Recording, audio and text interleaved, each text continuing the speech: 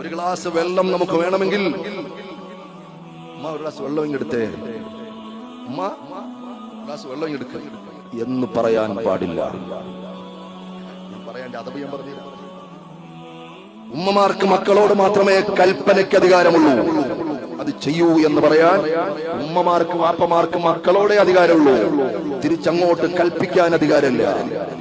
Choice കൊടുക്കണം. അതാണ് അതവ്. Choice കൊടുക്കണം. ഉമ്മ ഇച്ചിരി വെള്ളം തരുമോ?